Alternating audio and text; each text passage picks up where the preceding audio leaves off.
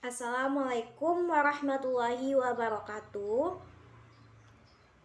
Perkenalkan, nama saya Sinta Maidatul Putri dengan NIM 191400400059. Saya sendiri dari lokal Tadris Matematika B, Fakultas Tarbiyah dan Keguruan UIN Imam Bonjol Padang. Baiklah, tujuan pembuatan video kali ini adalah untuk memenuhi ujian tengah semester pada mata kuliah rancangan pembelajaran matematika yang diampu oleh ibu kita, yaitu Ibu Nita Putri Utami MPD. Baiklah, langsung saja saya pertama akan memaparkan apa-apa saja materi yang akan saya jelaskan pada video kali ini. Yang pertama yaitu saya akan menjelaskan tentang kalender pendidikan. Yang kedua yaitu rincian minggu efektif. Yang ketiga, program tahunan. Yang keempat, program semester. Yang kelima, merancang KKM. Yang keenam, analisis KI dan KD. Nah, yang pertama di sini saya akan menjelaskan terlebih dahulu, yaitu kalender pendidikan. Nah, sebelumnya kita harus tahu dahulu apa itu kalender pendidikan. Nah, kalender pendidikan itu sendiri adalah bentuk pengaturan waktu yang disusun untuk kegiatan siswa dalam satu tahun ajaran yang di dalamnya terdiri dari permulaan tahun pelajaran, minggu efektif dalam belajar, dan pembelajaran efektif dan libur. Dalam dunia pendidikan, penyusunan kalender pendidikan bukanlah hal yang asing lagi karena disusun setiap tahun. Nah, apa saja komponen dalam penyusunan kalender pendidikan ini? Nah, komponen pertama dalam proses kalender pendidikan adalah menentukan dimulainya tahun pelajaran. Permulaan ini menjadi dasar dalam memulai proses kegiatan belajar mengajar pada awal tahun. Komponen kedua yaitu hari efektif belajar. Yang harus menjadi perhatian adalah hari efektif belajar ini, yang mana pada umumnya berlangsung 34 minggu sampai 38 minggu, sehingga pendidik bisa menyesuaikan program pembelajarannya dengan banyak minggu yang telah ada pada kalender pendidikan tersebut. Selanjutnya yaitu komponen ketiga adalah pembelajaran efektif, yang mana penyusunan kalender pendidikan ini harus dilengkapi waktu pembelajaran efektif.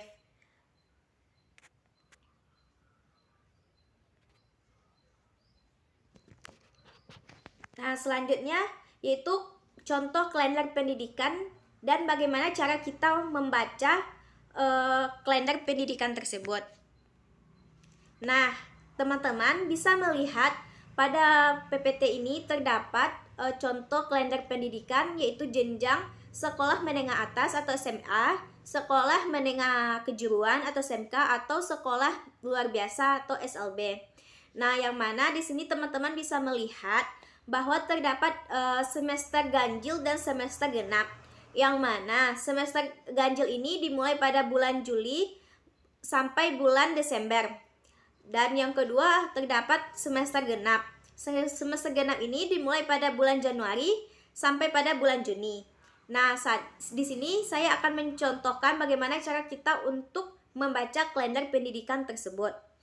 Nah, bisa teman-teman lihat pada bulan Juli ini, jika kita hitung itu terdapat 5 minggu. Nah, kenapa terdapat 5 minggu pada bulan Juli ini? Karena di sini terdapat 3 hari. Pada minggu pertama itu terdapat 3 hari. Nah, jika 3 hari itu kita hitung adalah 1 minggu. Nah, kemudian jika dilihat minggu kedua, minggu ketiga, dan minggu terdapat 5 minggu. Nah, pada bulan Agustus itu terdapat 4 minggu. Kenapa? Karena pada minggu pertama itu full, pada minggu kedua juga full, minggu ketiga juga, dan minggu keempat, dan yang terdapat 2 itu di atas, yaitu terdapat 2 hari. Nah, itu nggak kita hitung masuk kepada banyak minggu. Nah, makanya pada bulan Agustus ini terdapat 4 minggu. Nah, selanjutnya kita masuk kepada bulan September.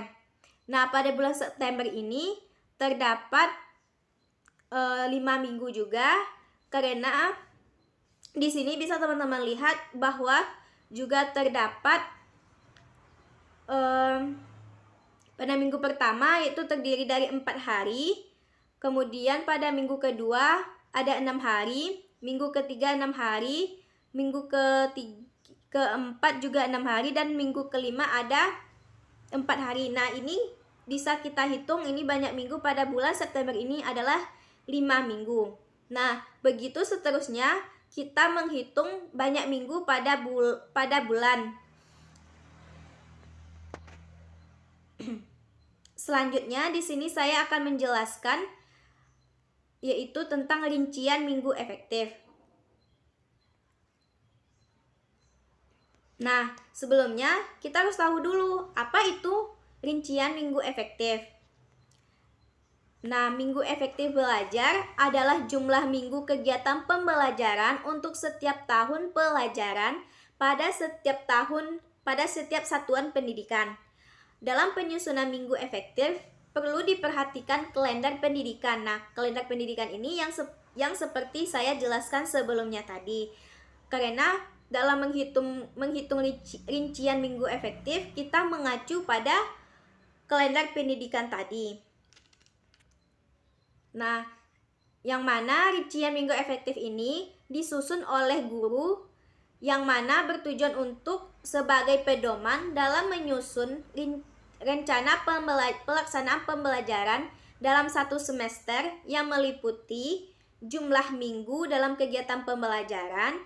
Jumlah minggu efektif pada setiap semester selalu berubah. Hal tersebut berdasarkan uraian kalender pendidikan pada tahun pelajaran.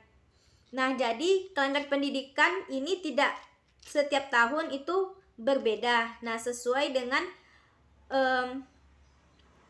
tahun berjalannya. Nah, selanjutnya dalam menentukan rincian minggu efektif tentu juga ada minggu yang tidak efektif. Nah, minggu efektif ini adalah minggu yang tidak ada berlangsung proses belajar atau dikatakan juga dengan adanya hari libur. Pada minggu tidak efektif, jam yang tersedia juga menjadi tidak efektif. Artinya karena hari libur maka tidak ada jam untuk menyajikan materi. Nah, biasanya dalam satu minggu dikatakan tidak efektif apabila dalam satu minggu itu melebihi dari 4 kali tidak efektif, maka itu tidak efektif. Nah, selanjutnya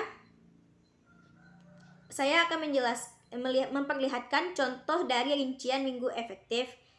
Nah, pada rincian minggu efektif ini kita harus membuat terlebih dahulu judulnya, yaitu kemudian nama sekolah, kemudian tahun pembelajaran, kemudian ada satuan pendidikan, ada mata pelajaran, ada tingkatnya, dan jumlah jam pembelajaran, kemudian tahun pembelajaran.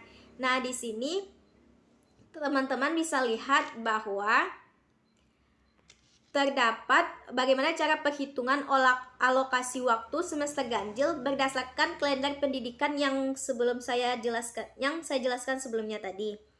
Nah, pada bulan Juli ini pada tahun 2021 jumlah minggunya banyak 5 seperti yang saya jelaskan sebelumnya tadi, terdapat banyak 5 minggu. Nah, minggu yang tidak efektif ada 3. Nah, kenapa bisa tidak efektif? Yang pertama, pada minggu pertama itu libur semester ganjil. Yang kedua, minggu pertama dan kedua itu libur semester. Yang minggu ketiga itu awal masuk sekolah pada semester ganjil. Nah, biasanya pada semester ganjil ini kan ada kegiatan untuk pengenalan siswa baru. Nah, jadi pada minggu yang pertama itu dikatakan tidak efektif. Nah, selanjutnya pada bulan Agustus terdapat 4 minggu. Nah, pada minggu ini tidak ada minggu yang tidak efektif karena bisa dilihat pada kalender pendidikan itu tidak ada hari libur ataupun kegiatan-kegiatan lain yang telah direncanakan. Nah, selanjutnya pada bulan September pada tahun 2021 itu terdapat 5 minggu seperti yang saya hitung tadi, sesuai dengan 5 minggu. Nah, minggu yang tidak efektif itu ada 1, mungkin itu karena ada kegiatan seperti ujian atau itu adalah penilaian tengah semester. Nah, seperti ada keterangan di sampingnya. Begitu cara kita untuk membuat rincian minggu efektif. Nah, selanjutnya di sini saya juga telah membuat sebuah keterangan dari kenapa minggu yang tidak efektif itu apa keterangannya. Nah, di sini saya bikin juga keterangannya, yaitu yang pertama itu uraian kegiatan. Kenapa pada yang tadi ini minggu ini tidak efektif? Nah, di sini jawabannya karena pada minggu yang jumlah 2 minggu itu karena libur sekolah semester genap, yaitu pada minggu ke-1 dan kedua. Nah, kemudian pada selanjutnya itu awal semester ganjil. Nah, itu terjadi pada bulan Juli minggu ketiga. Dan begitu seterusnya, sehingga ini kita bisa lebih mengalokasikan untuk seterusnya nanti, sehingga kita bisa menyusun program tahunan, program semester dengan secara lebih maksimal. Nah, selanjutnya pada bagian bawahnya itu terdapat jumlah minggu efektif. Nah, bagaimana cara kita untuk mencari jumlah minggu efektif ini? Nah, jumlah minggu efektif dalam semester dikurang dengan jumlah minggu tidak efektif. Nah, tadi kan jumlah minggu dalam satu semester yaitu terdapat 27. Nah, kita kurang dengan 8 karena banyak minggu yang tidak efektif, itu ada 8 minggu. Nah, jadi 27 dikurang 8 maka tersisa yaitu 19 minggu yang efektif. Nah, selanjutnya bagaimana cara kita untuk mencari jam pembelajaran yang efektif tadi? Nah, yang 19 minggu efektif ini kita kalikan dengan banyak jam pembelajaran yang akan banyak jam pelajaran pada pelajaran tersebut. Nah, di sini matematika pada sekolah SMK 1 Sejunjung ini 1 jam pelajaran itu terdapat 4 jam pelajaran. Nah, makanya 19 dikali 4 jam pelajaran, maka yaitu terdapat 76 jam pembelajaran. Nah, selanjutnya yaitu ini contoh rincian minggu efektif pada semester genap. Sebenarnya ini sama bagaimana cara kita untuk menjelaskan atau membuat rincian minggu efektif ini seperti semester ganjil yang sebelum saya jelaskan tadi. Nah, semoga teman-teman paham atas penjelasan saya. Nah, selanjutnya di sini saya akan menjelaskan materi tentang program tahunan.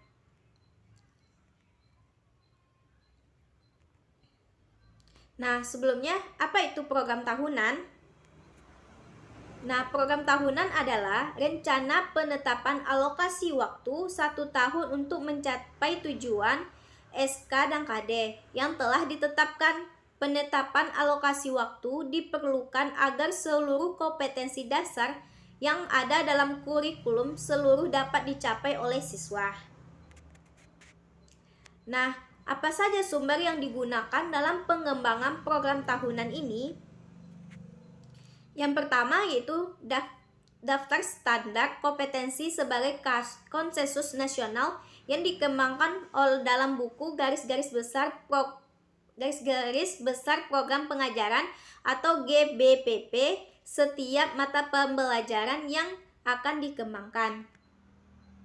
Yang kedua yaitu skope dan sekuensi setiap kompetensi untuk mencapai tujuan. Yang ketiga yaitu kalender pendidikan. Penyusunan kalender pendidikan dalam 1 tahun pembelajaran mengacu pada efisiensi, efektivitas, dan hak-hak peserta didik.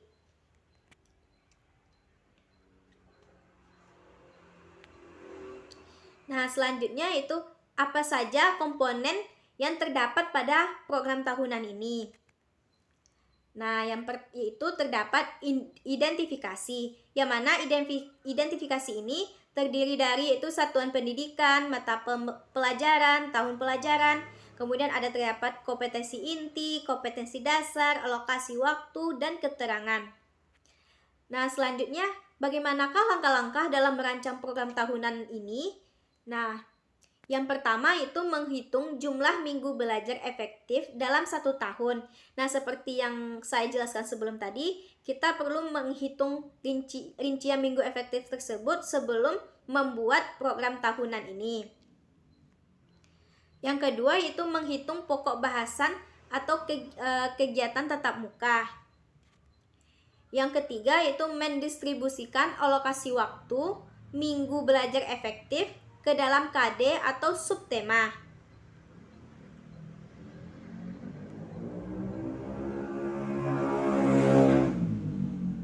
Nah, seperti apakah contoh program tahunan? Nah, di sini saya telah memberikan sebuah contoh program tahunan. Nah, kurang lebih seperti ini.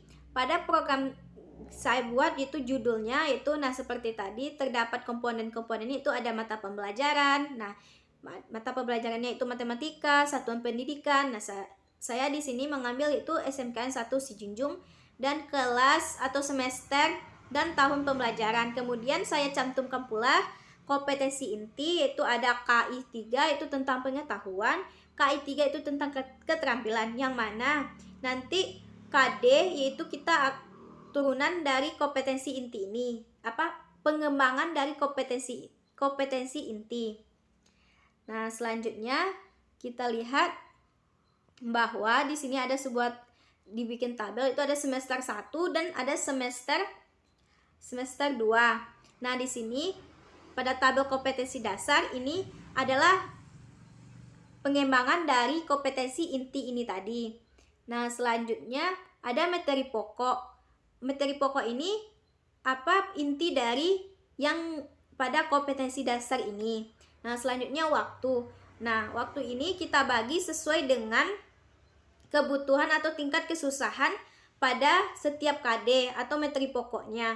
Nah, kita bisa mempertimbangkan atau melihat apakah materi ini susahkah diterima oleh siswa atau ada materinya banyak atau gimana, sehingga kita sesuaikan pada waktu ini. Nah, kemudian ada keterangan. Nah, keterangan ini berisi yaitu 19 minggu. Nah, 19 minggu ini seperti yang pada rincian minggu efektif tadi. Nah, di sini sudah masuk itu ulang harian dan remedial.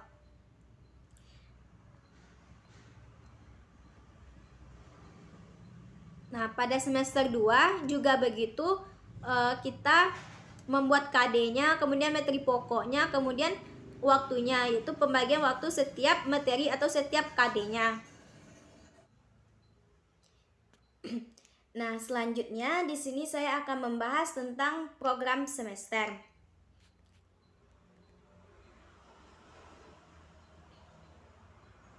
Nah, apa itu pengertian dari program semester? Program semester adalah program pengajaran yang harus dicapai selama 1 semester. Selama periode ini diharapkan para siswa menguasai pengetahuan, sikap, keterampilan sebagai suatu kesatuan yang utuh. Nah, selanjutnya program semester adalah program yang berisikan garis-garis besar mengenai hal-hal yang hendak dilaksanakan dan dicapai dalam 1 semester. Nah, selanjutnya program semester merupakan penjabaran dari program tahunan. Nah, seperti yang saya jelaskan tadi, program tahunan itu penjabarannya yaitu program semester. Nah, isi dari program semester adalah tentang bulan, pokok bahasan yang hendak disampaikan, waktu yang direncanakan, dan keterangan-keterangan lainnya.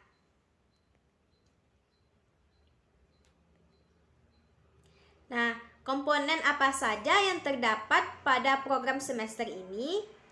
Yang pertama yaitu identitas, yang mana harus ada itu nama satuan pendidikan, mata pelajaran, kelas atau semester, kemudian tahun pelajaran.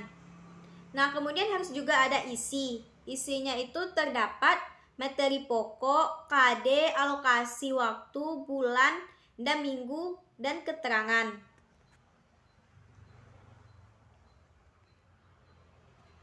Nah, selanjutnya itu bagaimanakah langkah-langkah dalam merancang program semester ini?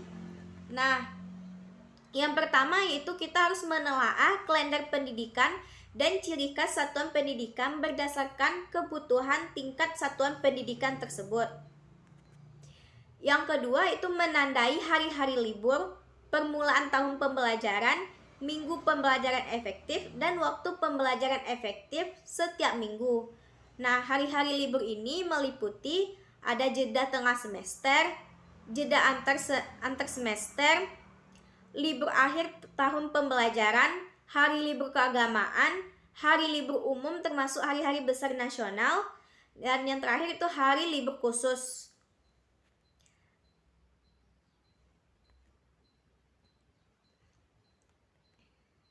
Selanjutnya yaitu langkah-langkah dalam perancang program semester, yaitu menghitung jumlah hari belajar efektif dan jam belajar efektif setiap bulan atau semester dalam satu tahun. Selanjutnya itu mendistribusikan alokasi waktu yang disediakan untuk satu subtema serta mempertimbangkan waktu dan ulangan serta analisis materi. Selanjutnya itu bagaimanakah langkah-langkah kita dalam menyusun program semester ini? Nah, yaitu yang pertama memasukkan KD, topik, dan subtopik bahasan dalam pemformatan program semester. Yang kedua yaitu menentukan jumlah jam pada setiap kolom minggu dan jumlah tatap muka per minggu untuk mata pembelajaran. Yang ketiga itu mengalokasikan waktu sesuai dengan kebutuhan bahasan topik dan subtopik pada kolom minggu dan bulan. Yang keempat itu membuat catatan atau keterangan untuk bagian-bagian yang membutuhkan penjelasan. Seperti yang saya jelaskan tadi, selanjutnya di sini saya akan menjelaskan seperti apakah contoh dari pemformatan program semester. Nah, seperti yang sebelum saya jelaskan tadi, kita harus melihat dulu apa-apa saja komponen pada program semester.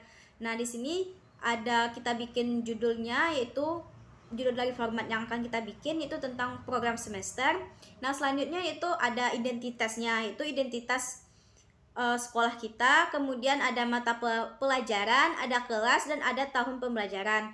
Nah, pada bagian isinya yaitu kita juga ada itu pada kolom pertama itu ada kompetensi dasar, yang kedua ada indikator, yang kedua ada materi, alokasi waktu. Nah, ada sebulan yaitu dari bulan Januari, Februari, Maret, April, Mei, Juni, yaitu ini adalah banyak bulan pada semester genap. Nah, di sini teman-teman bisa lihat bahwa pada bulan Januari terdapat ada 4 minggu, pada bulan Februari ada terdapat 4 minggu, pada bulan Maret ada terdapat 5 minggu, April ada 4, 5 dan ada 4 juga, dan Juni ada 5 minggu. Nah, selanjutnya kita membuat pada kompetensi dasar, kemudian ada indikator dan ada materi. Nah, materi ini adalah inti dari pokok bahasan kita. Nah, selanjutnya pada setiap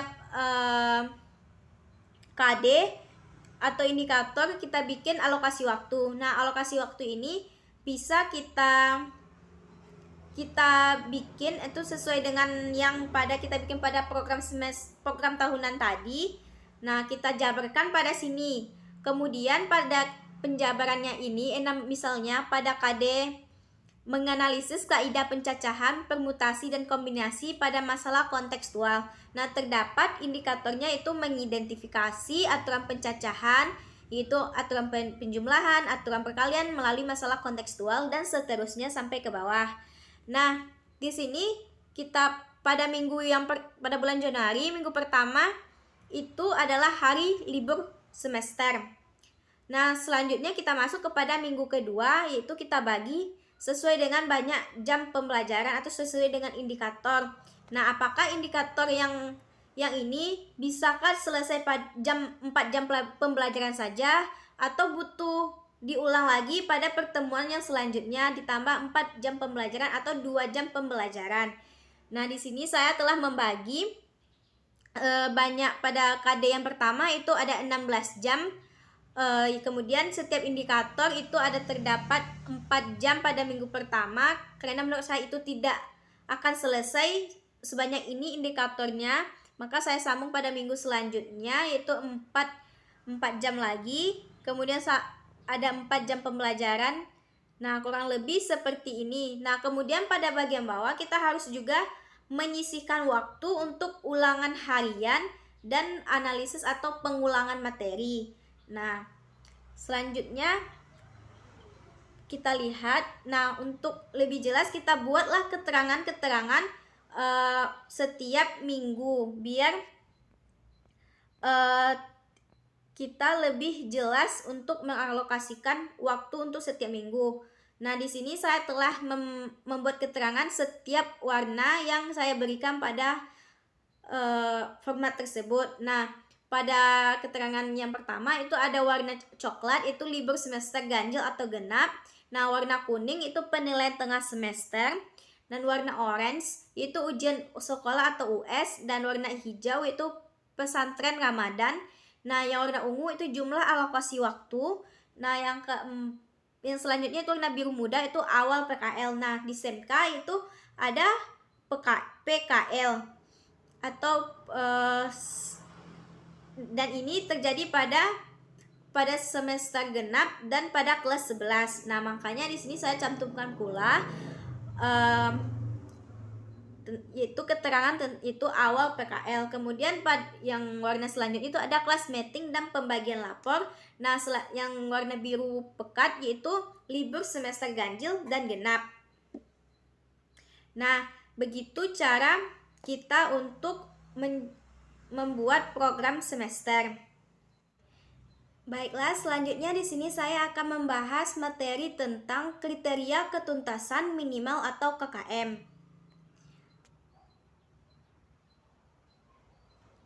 Nah, apa itu kriteria ketuntasan minimal atau KKM? Menurut Permendiknas nomor 20 tahun 2007 menyatakan bahwa salah satu prinsip penilaian pada kurikulum berbasis kompetensi adalah menggunakan acuan kriteria, yakni menggunakan kriteria tertentu dalam menentukan kelulusan peserta didik. Kriteria paling rendah untuk menyatakan peserta didik mencapai ketuntasan dinamakan kriteria ketuntasan minimal atau KKM. Selanjutnya yaitu kriteria ketuntasan minimal harus ditetapkan sebelum awal tahun ajaran dimulai. Seberapapun besarnya jumlah kriteria ketuntasan minimal atau KKM adalah kriteria ketuntasan belajar yang ditentukan oleh satuan pendidikan dengan mengacu pada standar kompetensi lulusan yang mana. Dalam menetapkan KKM, satuan pendidikan harus merumuskan secara bersama antara kepala sekolah, pendidik, dan tenaga kependidikan lainnya.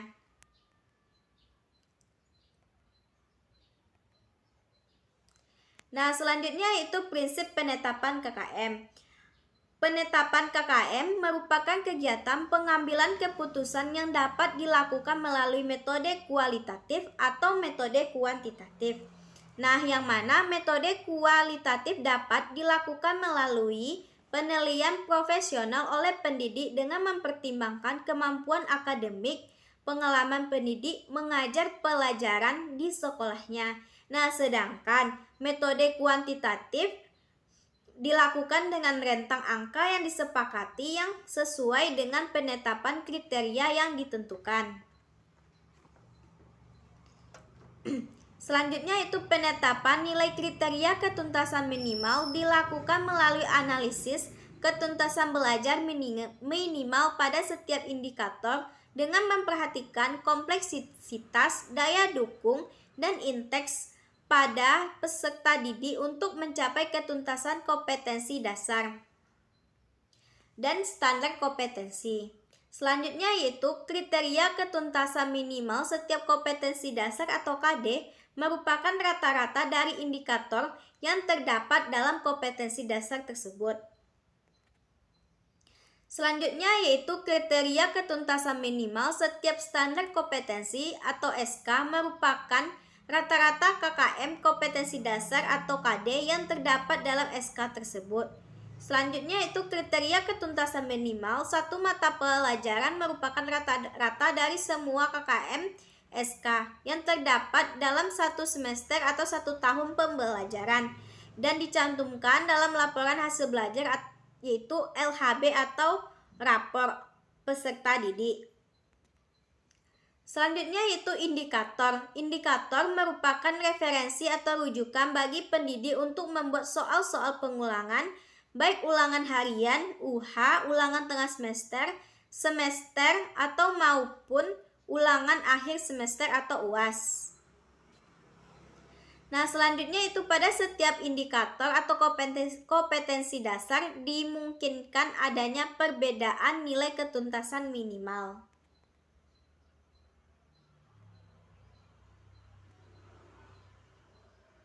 Nah, selanjutnya kita akan membahas bagaimanakah langkah-langkah penetapan kriteria ketuntasan minimal atau KKM ini. Nah, langkah yang pertama yaitu guru atau kelompok guru menetapkan KKM mata pelajaran dengan mempertimbangkan 3 aspek kriteria yaitu kompleksitas, daya dukung, dan indeks peserta didik dengan skema sebagai berikut, itu hasil penetapan KKM indikator berlanjut pada KD, SK, hingga KKM mata pelajaran. Nah, selanjutnya itu hasil penetapan KKM oleh guru atau kelompok guru mata pelajaran disahkan oleh kepala sekolah untuk dijadikan patokan guru dalam melakukan penilaian. Selanjutnya yaitu KKM yang ditetapkan disosialisasikan kepada pihak-pihak yang berkepentingan, yaitu peserta didik, orang tua, dan dinas pendidikan. Selanjutnya yaitu KKM dicantumkan dalam LHB atau lembar hasil belajar pada saat hasil penilaian dilaporkan kepada orang tua atau wali peserta didik.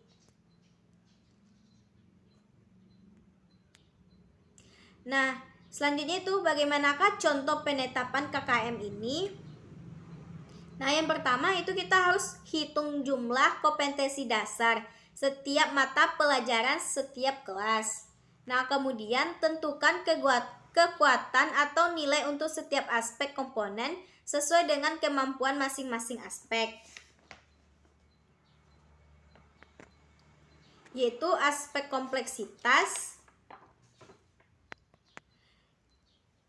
yang mana semakin kompleks atau sukar KD, maka nilainya semakin rendah. Tetapi semakin mudah KD, maka nilainya semakin tinggi. Selanjutnya yaitu aspek sumber daya dukung, yang mana semakin tinggi sumber daya dukung, maka nilainya juga semakin tinggi. Yang terakhir itu aspek indeks, yang mana semakin tinggi kemampuan awal siswa, maka nilainya semakin tinggi.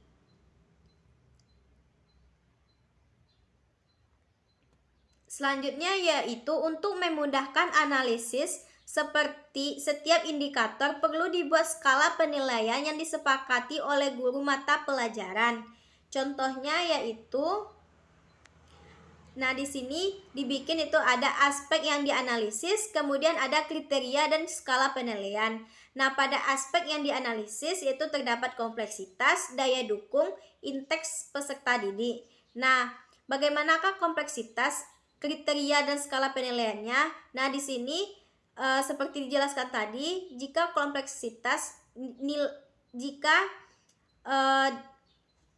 sesuatunya bagus, maka nilainya semakin rendah. Nah, makanya di sini terdapat nilai tertingginya yaitu kurang dari 65, sedang yaitu 65 sampai 79, rendah 80 sampai 100. Nah, seperti dijelaskan tadi bahwa nilai tertingginya yaitu adalah angkanya yang paling rendah, dan yang paling rendah itu adalah angkanya yang paling tinggi. Kemudian yaitu ada daya dukung, kriteria dan skala penilaiannya yaitu dari tinggi ke rendah. Maka ini semakin tinggi nilainya, maka semakin tinggi pula daya hasilnya. Itu seperti bisa dilihat pada tabel tersebut, itu skala yang tingginya itu rentangnya itu 80 sampai 100, sedangkan yang sedang itu 65 sampai 79, dan yang rendah itu kurang dari 65. Dan begitu juga dengan indeks peserta diri, sama dengan daya dukung ini. Nah, selanjutnya yaitu jumlah nilai setiap komponen. Selanjutnya dibagi 3 untuk menentukan KKM setiap KD. Nah, seperti rumus yang di bawah ini, yaitu KKM per KD sama dengan jumlah total setiap aspek per jumlah total aspek. Nah, misalkan aspek daya dukung mendapat nilai 90, aspek kompleksitas mendapat nilai 70, aspek indeks mendapat skor 65. Nah, jika bobot setiap aspek sama, nilai KKM untuk KD tersebut adalah sebagai berikut. Yang mana itu 90 kita tambah 70 ditambah 65 dibagi 3 sesuai dengan banyak aspek. Kemudian dapat 75. Nah, selanjutnya itu jumlah seluruh KKM KD. Selanjutnya dibagi dengan jumlah KD untuk menentukan KKM mata pelajaran. Nah, yaitu dengan cara KKM mata pelajaran sama dengan jumlah total KKM per KD sama dengan jumlah total KD. Yang terakhir yaitu KKM setiap mata pelajaran pada setiap kelas tidak sama, tergantung pada kompleksitas KD, daya dukung, dan potensi siswa. Selanjutnya itu rambu-rambu yang harus diamati sebelum ditetapkan KKM sekolah. Adapun rambu-rambu yang dimaksud adalah yang pertama, KKM ditetapkan pada awal tahun pembelajaran. Yang kedua itu KKM ditetapkan oleh forum MGMP sekolah. Yang ketiga, KKM dinyatakan dalam bentuk prosentasi berkisar antara 0 sampai 100 atau rentang nilai yang sudah ditetapkan. Yang keempat, kriteria yang ditetapkan untuk masing-masing indikator idealnya berkisar 75%. Yang kelima yaitu sekolah dapat menetapkan KKM di bawah kriteria ideal atau sesuai dengan kondisi sekolah. Yang keenam, dalam menentukan KKM haruslah dengan mempertimbangkan tingkat kemampuan rata-rata peserta didik, kompleksitas indikator, serta kemampuan sumber daya pendukung. Yang ketujuh itu KKM yang dapat dicantumkan dalam LHB sesuai dengan model yang ditetapkan atau dipilih sekolah. Selanjutnya di sini saya akan memaparkan contoh dari kriteria ketuntasan minimal atau KKM. Nah, di sini saya juga kita harus mencantumkan terlebih dahulu satuan pendidikan, mata pelajaran, kelas, semester. Nah, di sini satuan pendidikannya itu SMKN 1 Sijunjung, mata pelajaran matematika kelas 11 semester ganjil. Nah, selanjutnya kita cantumkan pula kompetensi inti yaitu KI 3 yaitu tentang pengetahuan, dan KI 4 tentang keterampilan. Nah, selanjutnya kita masuk kepada format dalam membuat KKM. Nah, pada formatnya itu yang pada kolom yang pertama itu dapat kompetensi dasar, kemudian indikator, selanjutnya yaitu kompleksitas, daya dukung, dan indeks. Ini adalah aspek-aspek dalam penentuan kriteria ketuntasan minimal tadi. Nah, kita bikin setiap kompleksitas ini kita bikin rentang nilainya, mulai dari tinggi ke rendah. Kemudian kolom selanjutnya juga terdapat KKM indikator dan KKM KD. Nah, di sini saya akan mencontohkan bagaimana kita untuk mencari KKM indikator. Nah, seperti yang teman-teman lihat di sini ada terdapat indikator yaitu 3.19.1 yaitu mengidentifikasi konsep persamaan dan fungsi kuadrat. Nah, di sini kita lihat dulu pada aspek kompleksitas.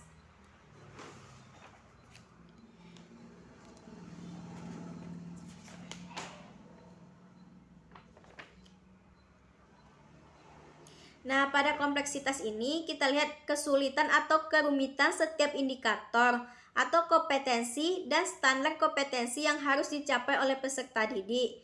Nah, suatu indikator dikatakan memiliki tingkat kompleksitas tinggi apabila dalam pencapaiannya didukung oleh sekurang-kurangnya satu dari sejumlah kondisi sebagai berikut, yaitu pertama, guru yang memahami dengan benar kompetensi yang harus dibelajarkan pada peserta didik.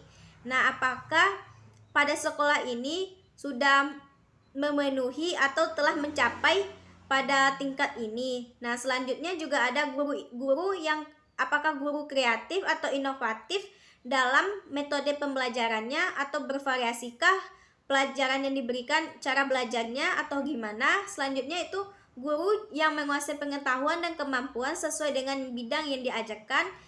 Bukan hanya dari guru, tapi juga peserta didik. Peserta didik juga harus memiliki penalaran yang tinggi. Peserta didik yang cakap atau terampil menerapkan konsep. Peserta didik yang cermat, kreatif, dan inovatif sesuai. Nah, yang ini kita nilai gitu. Pada indikator 3.9 dan 1 ini, apakah tingkat kompleksitas ini berada pada rentang manakah? Kelas tersebut berada di rentang tinggikah antara 50-64kah atau sedang 65-80. Nah, setelah dinilai gitu, maka didapatkanlah nilai kompleksitas pada kelas 11 pada mata pelajaran matematika adalah 75. Nah, 75 ini berada pada rentang sedang antara 65 dan 80. Selanjutnya kita masuk kepada daya dukung. Nah, pada daya dukung ini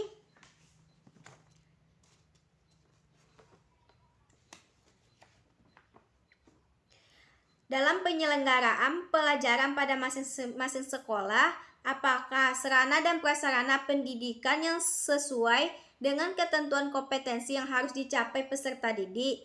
Nah, apakah di sekolah tersebut menunjangkah kegiatan atau pembelajaran dari peserta didiknya? Contohnya, adakah di sekolah tersebut perpustakaan, laboratorium, dan alat-alat bahan untuk proses pembelajaran? Kemudian ketersediaan tenaga kerja, manajemen sekolah seperti stakeholder sekolah. Nah, pada SMKN 1 Sejunjung ini tentu kita nilai juga apakah di SMKN 1 Sejunjung itu apakah ada perpustakaan, apakah ada alat-alat penunjang untuk proses pembelajaran seperti adakah infokus untuk memaparkan materi-materi yang berbasis modern.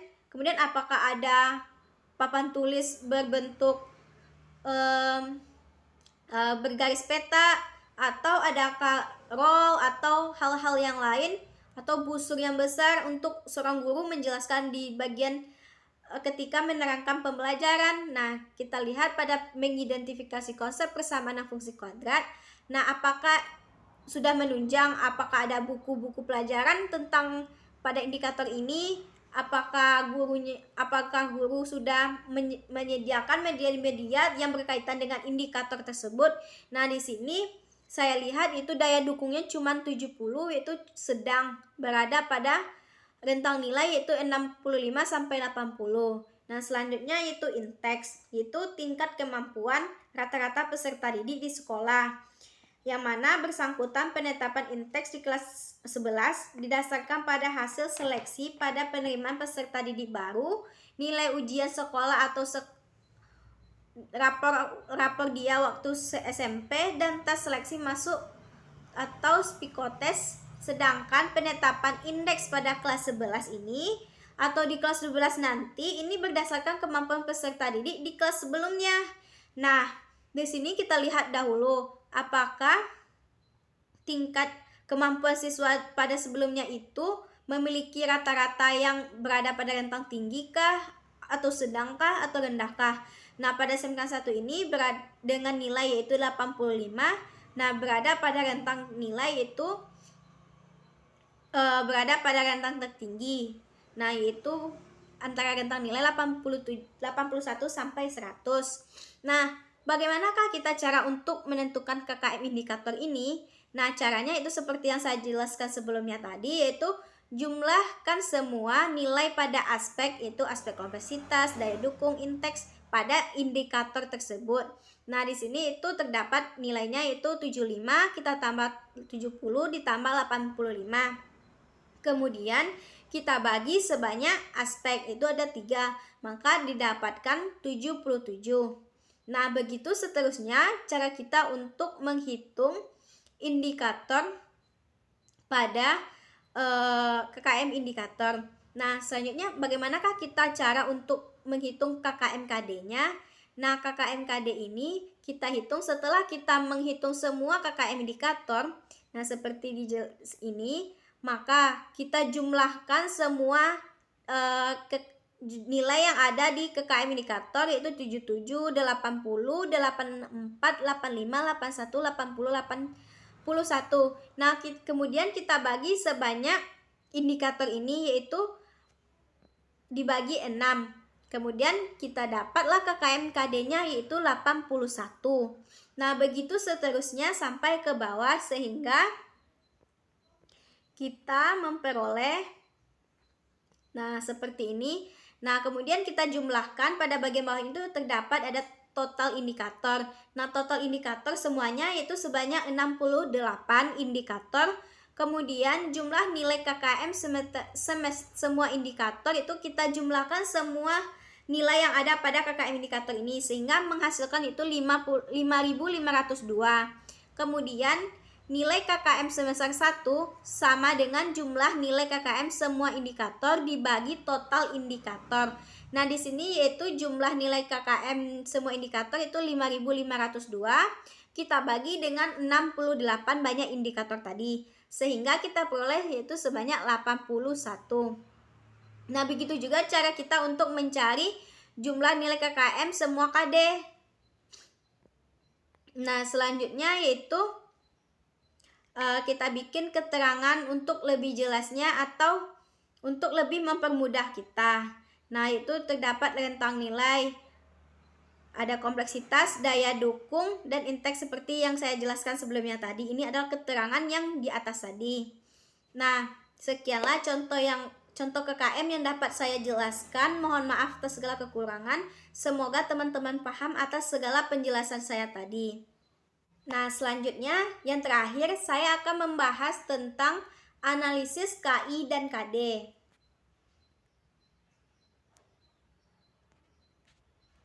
Nah, apa itu pengertian dari analisis KI dan KD?